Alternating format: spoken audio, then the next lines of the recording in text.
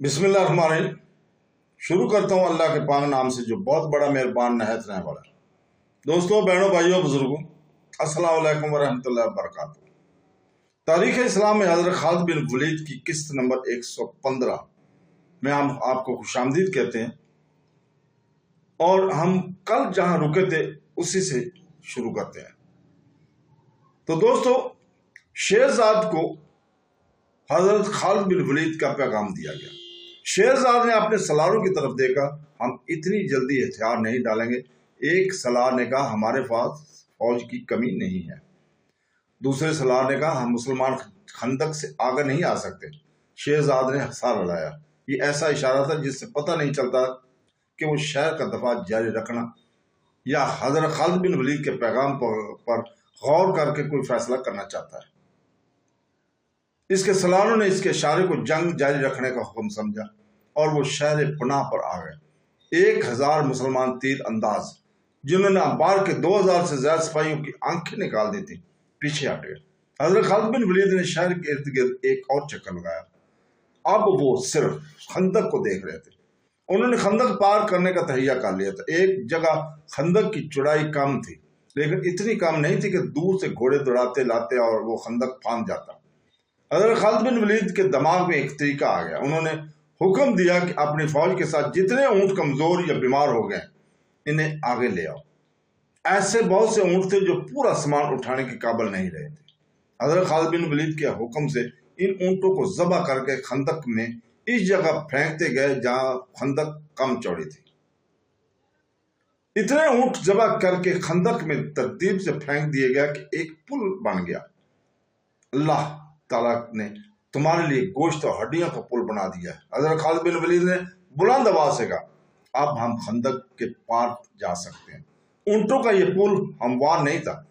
इनके ढेर पर चलना खतरनाक था। पांव फिसलते थे, लेकिन गुजरना बड़ी तेजी से था। इशारा मिलते ही प्यादा मुजाहिदीन कूदते फ्रांगते इस अजीब पुल से गुजरने लगे। चांदे एक मुजाहिदीन फिसले और गिरे और वो पानी में निकलकर ऊंटों की टांगे, गर्दनें वगैरह पकड़ते ऊपर आ गए। शहर पनाह से दुश्मन के तीर अंदाजों ने तीरों का मींह बरसाना शुरू कर दिया। इधर आंखें फोड़ने वाले मुसलमान तीर अंदाजों ने भी बड़ी तेजी और महारत से तीर अंदाजी जारी रखी। अब इनकी तादाद 1000 नहीं, खासी ज्यादा थी। ऊंटों के पुल से गुजरने वालों में से कई मुजाहिदीन तीरों से जख्मी हो रहे थे, लेकिन वो रुके हुए सैलाब की तरह खंदक से पार जाते और फैलते रहे। मौरखों ने लिखा है कि मुसलमानों का ये इक़्तिदाम गैर मामूली तौर पर दिलेराना था।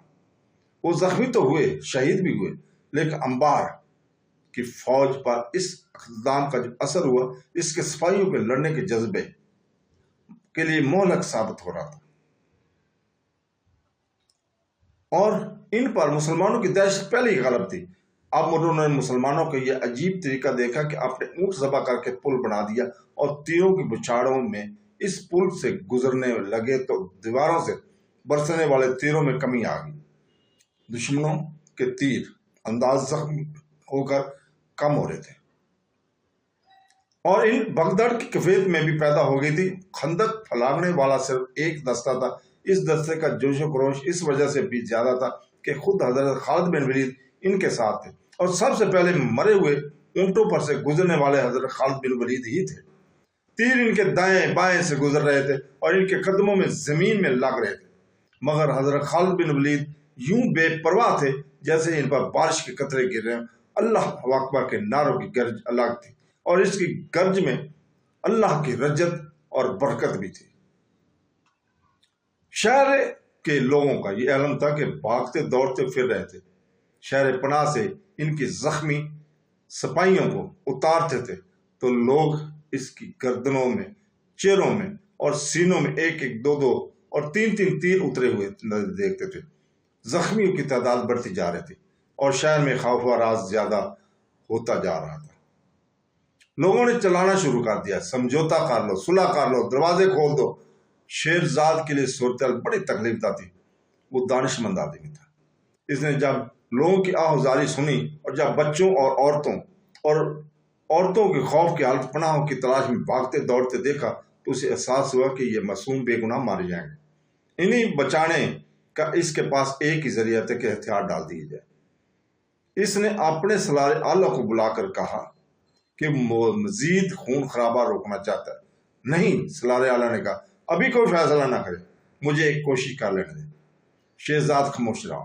سالار اعلیٰ شہر پناہ کے اوپر اپنی سپاہ کی کیفیت دیکھ رہا تھا جو بڑی تیزی سے مخدوش ہوتی جا رہی تھی۔ اس نے یہ بھی دیکھ لیا تھا کہ مسلمان خندق عبور کر کے آئے ہیں، اور اس نے ایک جرأت مندانہ فیصلہ کیا۔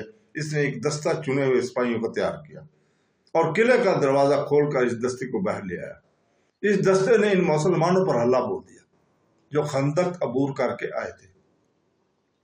خندق کے دوسرے کنارے کھڑے مسلمانوں نے دشمنوں کے اس دستے پر تیر چلانے شروع کر دی۔ اس دستے کا مقابلہ مسلمانوں کے ایسے دستے کے ساتھ تھا جس کے قائد حضرت خالد بن ولید تھے۔ مسلمانوں کے تیروں کی بچھاڑوں سے آتش پرستوں کے دستے کی ترتیب اور یکسوئی ختم ہو گئی تھی۔ حضرت خالد بن ولید نے اس دستے کو اس طرح لیا کہ اپنے دستے کو دیوار کی طرف رکھا تاکہ خندق کی طرف سے مسلمان تیر انداز دشمن پر تیر برساتے رہیں۔ حضرت خالد بن ولید اس دستے کو خندق کی طرف دھکیلنا چاہتے تھے۔ گمسان کا معرکہ ہوا۔ آتش پرستوں کے کئی سپاہی خندق میں گرے اور باقیوں کے قدم اکھڑ گئے۔ اس دستے کے سالار نے اس ڈر سے دروازہ بند کرا دیا تھا کہ مسلمان اندر آ جائے۔ دروازہ بند ہوتے ہی مسلمانوں کے اس دستے کے بچے کچے سپاہی بھاگ کر اندر چلے گئے۔ حضرت خالد بن ولید شہر پناہ کا جائزہ لینے لگے۔ وہ مجاہدین کو اس دیوار پر چڑھانا چاہتے تھے جو آسان نظر نہیں آتا تھا۔ انہیں معلوم نہ تھا کہ دیوار کی دوسری طرف ایرانی فوج اور شہر کے لوگوں کی حالت کیا ہو چکی ہے۔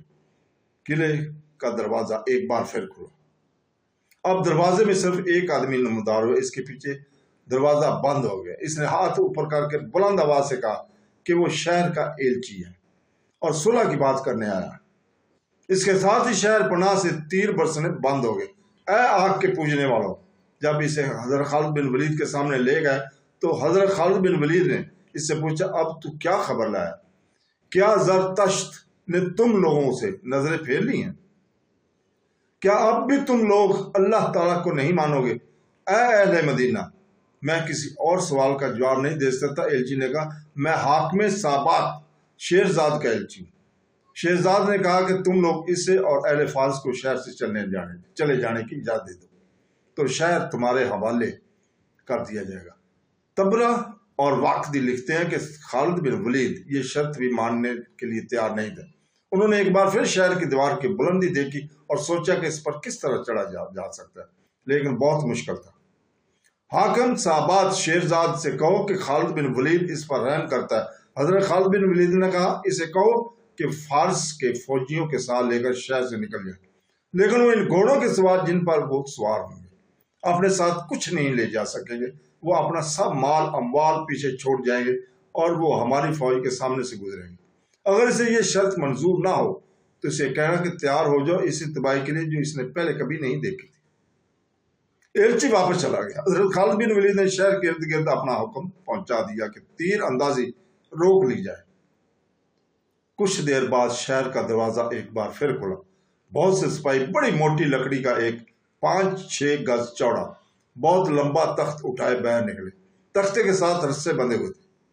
انہوں نے تختہ خندق کے کنارے پر کھڑا کیا اور رسے پکڑے۔ پھر یہ رسہ آہستہ آہستہ خندق پر گرنے لگا اور اس کا اوپرلا سرا خندق کے بحر والے کنارے پر جا پڑا۔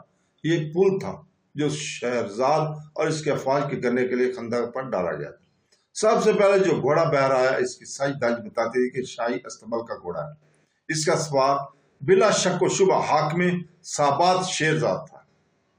اس کے پیچھے اس کی بچی کچی فوج باہر نکلی۔ پیادے بھی تھے، سوار بھی، ان میں زخمی بھی تھے۔ وہ اپنے ساتھیوں کے سہارے چاہ رہے تھے۔ وہ مرے ہوئے ساتھیوں کی لاشیں جہاں تھیں وہیں چھوڑ گئے تھے۔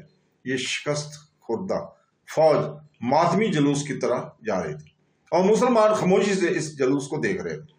کسی نے ان کا مذاق نہ اڑایا، پھپتی نہ کی، فتح کا نعرہ تک نہ لگایا گیا۔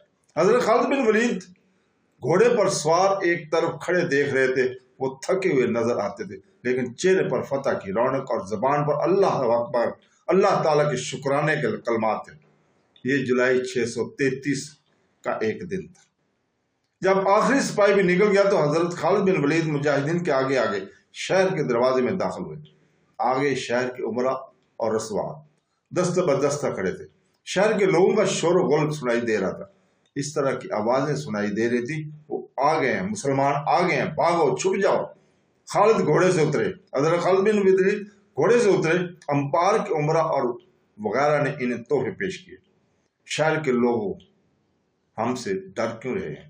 حضرت خالد بن ولید نے عمرہ سے کہا، انہیں کہو کہ ان پر کوئی الزام نہیں، ہم نے اس شہر کو فتح کیا ہے، شہر کے لوگوں کو نہیں۔